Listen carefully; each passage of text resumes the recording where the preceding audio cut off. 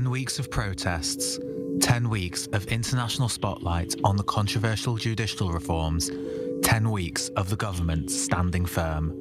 Thousands of Israelis have once again taken to the streets across the country, protesting the proposed judicial reforms, which critics say will weaken the Supreme Court and allow Parliament to overrule any High Court decision. Many view this as undemocratic, something Benjamin Netanyahu has once again denied in a joint news conference with German Chancellor Olaf Scholz.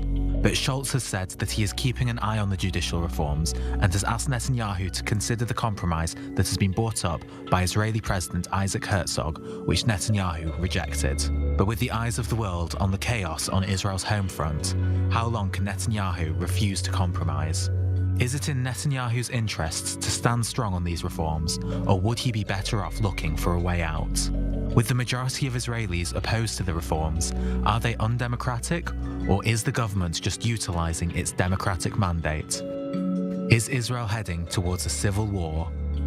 What's next for the judicial reforms?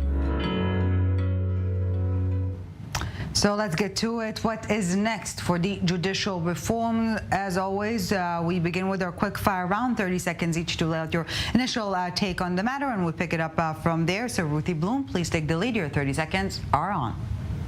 Okay, well, one of the reasons that Israel needs judicial reform has to do with the fact that Netanyahu is not allowed to discuss this. He's the leader of the country, and we need him. Both the opposition and the coalition need him to get up and make a speech and explain what's going on.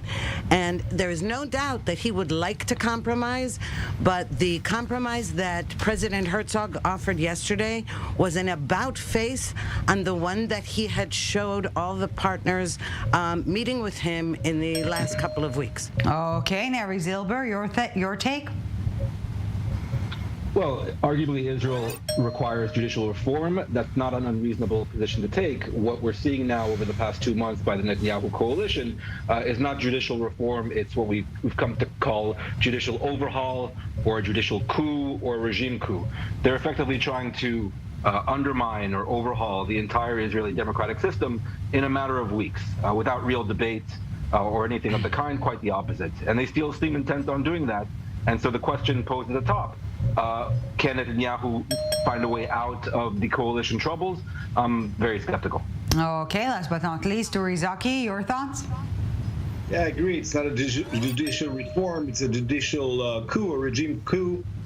Designated to change the nature of Israel from a national Jewish democracy to just national Jewish. It goes against the fundamentals of the Zionist movement, the Zionist vision.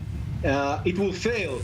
The question is how bad it will be for Israel when this failure comes. Okay, and on that note, let's please feel free to interact. Neri, judging by this newly presented and already freshly rejected outline of the Israeli president, did Herzog choose sides? It seems so. He clearly did not try to find a middle ground between the coalition's proposal and perhaps what the protesters want or the opposition.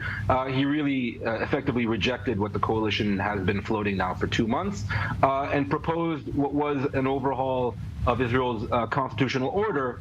I would argue trying to make some order in the constitutional order, something Israel has been lacking for 7+ decades.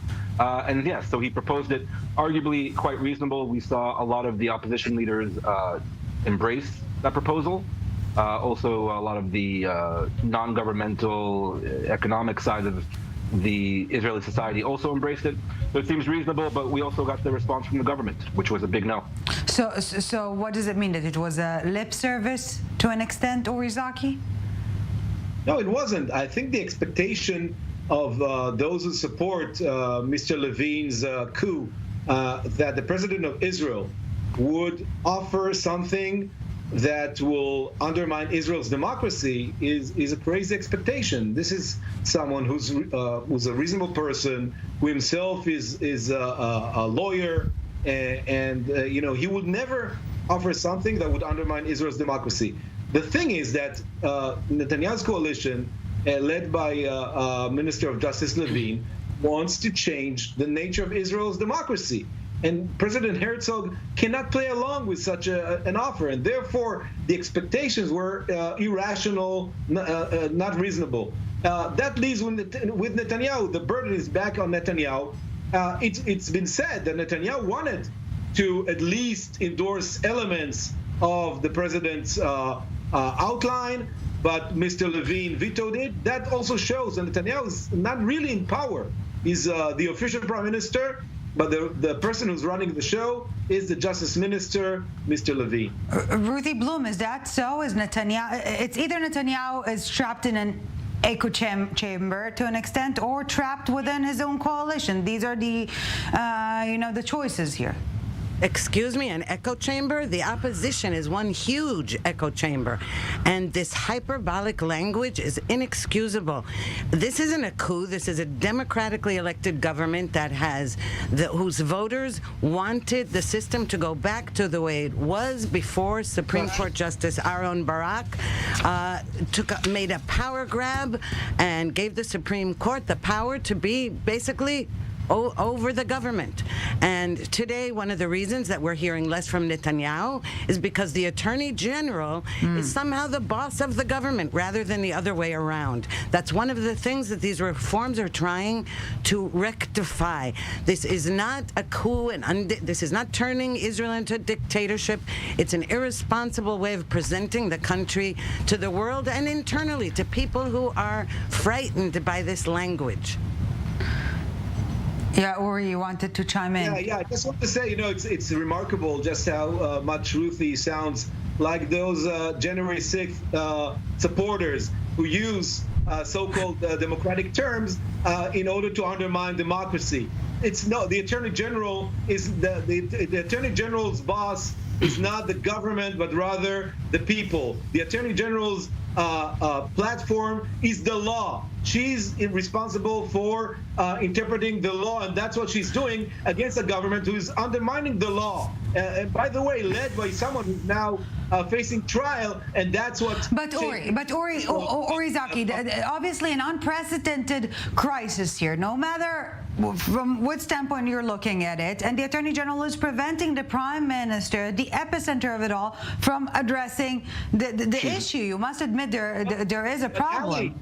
But Ali, this is a prime minister who's under a trial right now, and he wants to pick his judges, to pick the attorney general, to pick the prosecutor. Yeah, he can't do that. He can't deal with that. That's the law. She does what the law says. That's her job. That's exactly the kind of expectations that Donald Trump had from his own attorney general.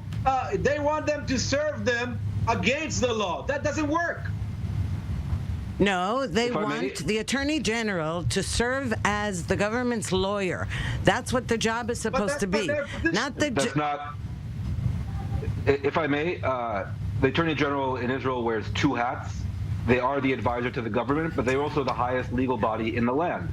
And so when the Attorney General provides both counsel and, as a prosecutor, indicts the Prime Minister, both those things need to be respected.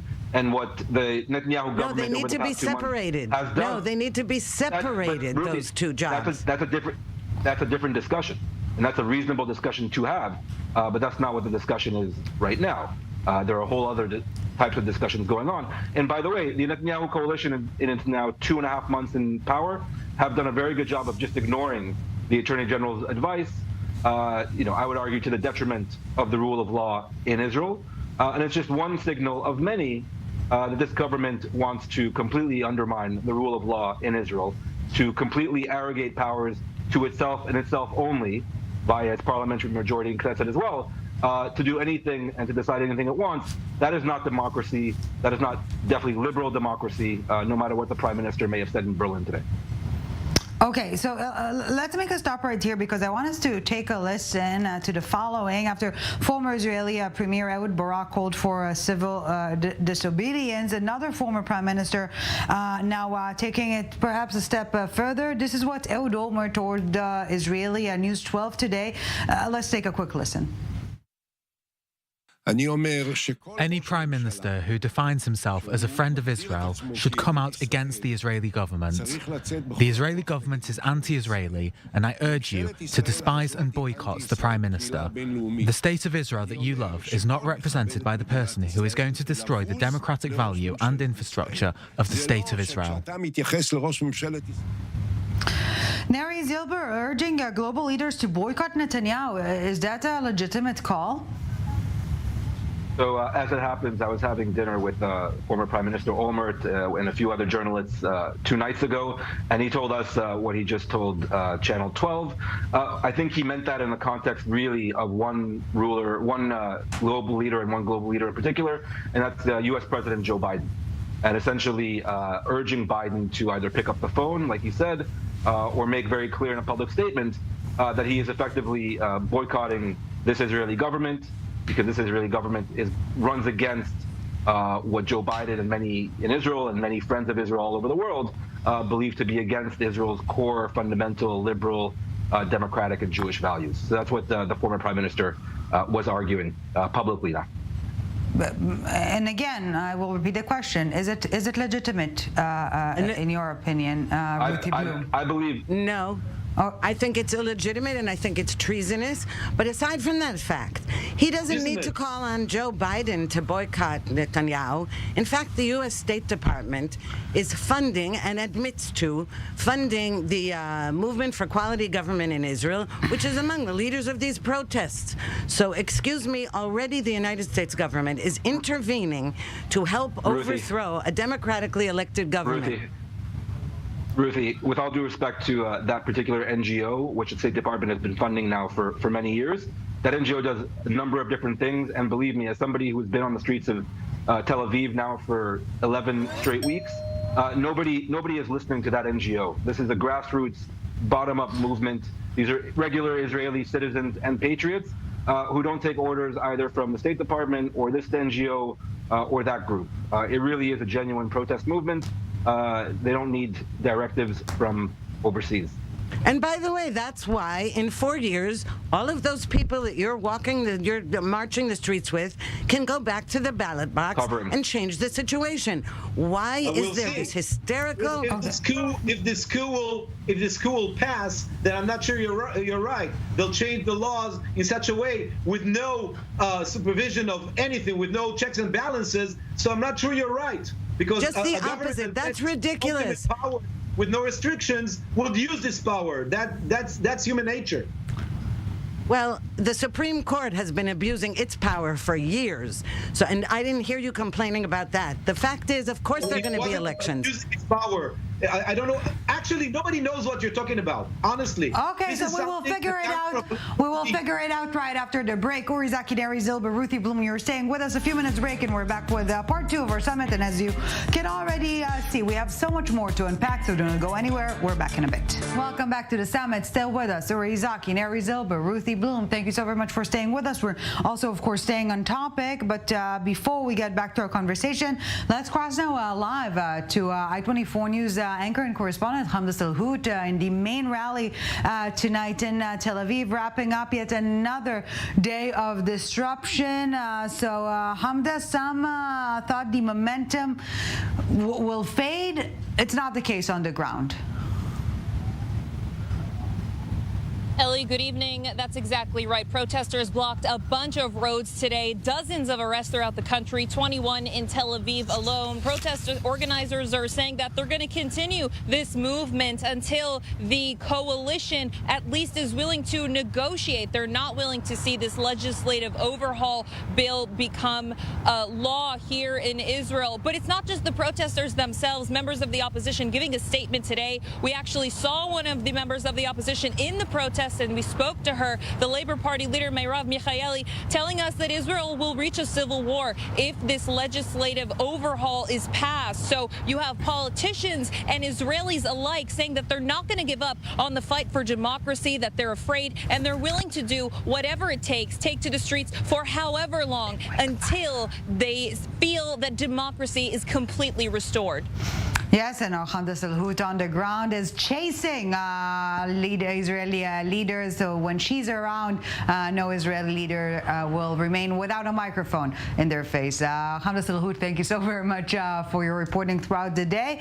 Back with our panel. Let's kickstart with another quick fire round, 30 seconds each. How far will protests go? Is Israel edging a civil war? Neri Zilber.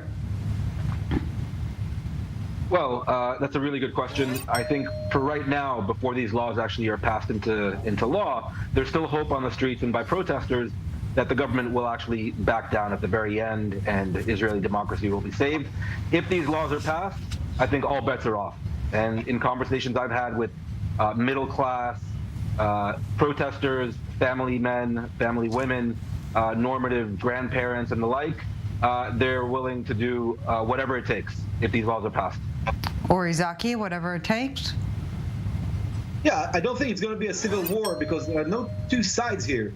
It's a government against the people. In all polls, including today, the government doesn't have a majority of the people. Most people don't want this coup, don't want this reform. And even those who want it say you need to compromise, you need to change the course. It's the government against the people. But if they'll go on and pass this legislation, yes, a protest would become more harsh. Ruthie Blum. Well, let's put it this way. Normally, I'm not an optimist, but in this case, I really don't believe there's going to be actual civil war with, weapons and bloodshed in the streets. Also, I just would like to point out something about Israeli culture that nobody's talking about. And that is on my way to the studio here. And, today was a day of disruption and protests all over the city.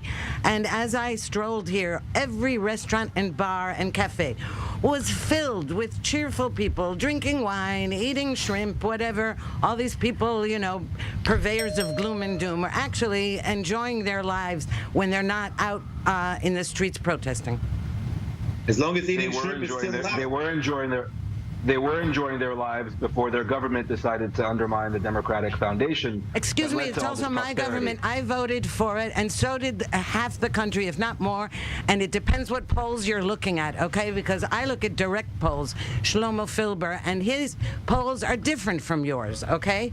So, that's a matter of perspective. Polls today, and Shlomo Filber is a witness in Netanyahu's trial. So what does that have to do? Excuse me. What does that have to do with the fact that his poll was the only accurate one, the only one that predicted these election results correctly? He's not the only one who predicted the election results. These polls are very much identified with Netanyahu. So.